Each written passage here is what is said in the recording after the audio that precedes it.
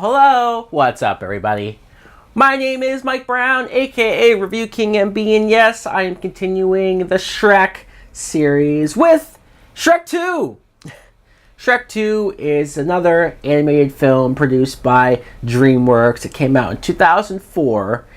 And the plot. The plot is, we see at the very end of the first movie that Shrek and Fiona got married.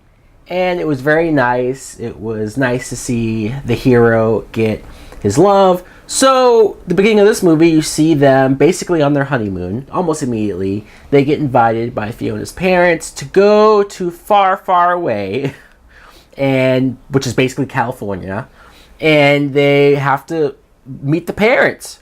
And Shrek is very much against this. He knows it's not going to go well. Of course, he's right. They go there, and there's a bunch of people who just don't like not only what Shrek looks like and what he is, but because of the true love spell, Fiona is an ogre as well. And people have issues with that, especially the parents, especially the father. So this fairy godmother shows up, and she has her own scheme to slowly but surely try to coerce Fiona to move away from Shrek to fall in love with Prince Charming. And Shrek and Donkey have to stop it. Now, what I think of Shrek 2 is I enjoyed this movie.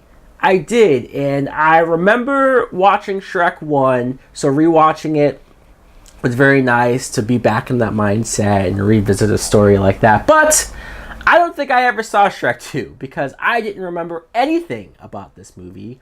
And I thought it was interesting when you have Shrek and Fiona on their honeymoon, and how you have Donkey, who ended up with the dragon in the last movie. Like, they're a couple now. That was odd. But Donkey is always funny. It's always enjoyable to hear Eddie Murphy do Donkey. I think Donkey's just as amusing here. He, surprisingly, I'm sure there might be a point where he'll get annoying, but right now I'm still with him. I still find him funny.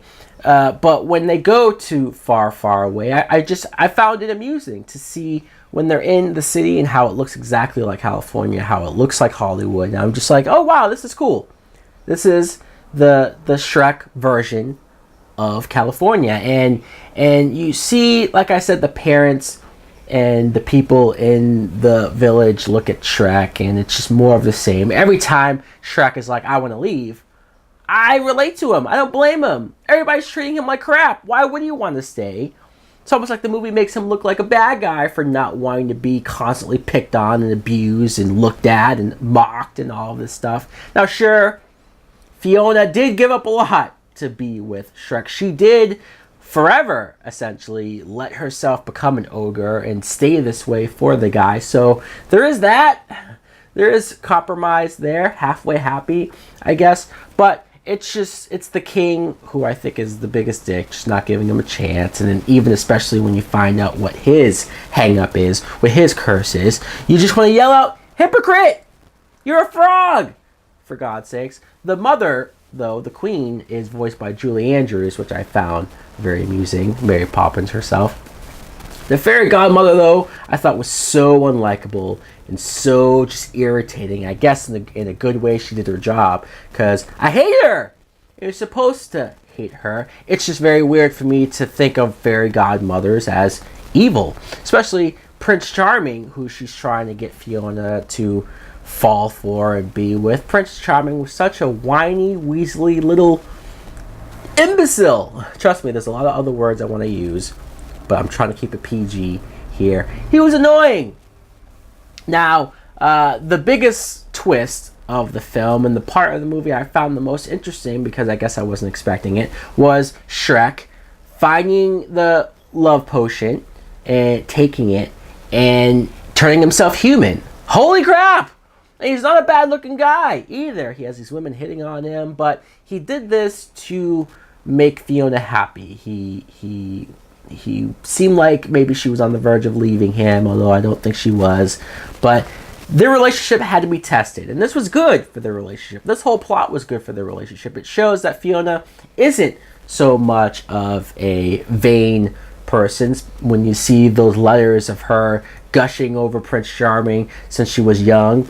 You had to wonder, does she really want to be with Shrek? And I love the fact that the story is basically that, yes, she does. Call me a hopeless romantic, but I really enjoyed that aspect of the plot. I love just the two of them fully realizing that they're meant for each other, and Shrek willing to sacrifice who he was for her, and her not wanting that. And also, even the bits of Donkey becoming the horse and becoming a stallion himself was amusing. But let's talk about our new character.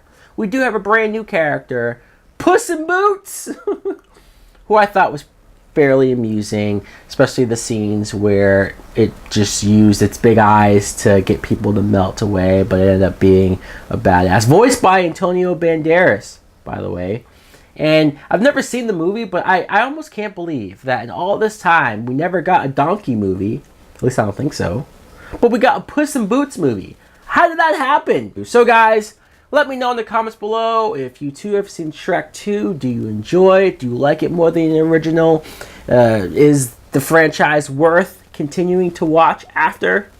Thanks for watching. Like, comment, subscribe. Later!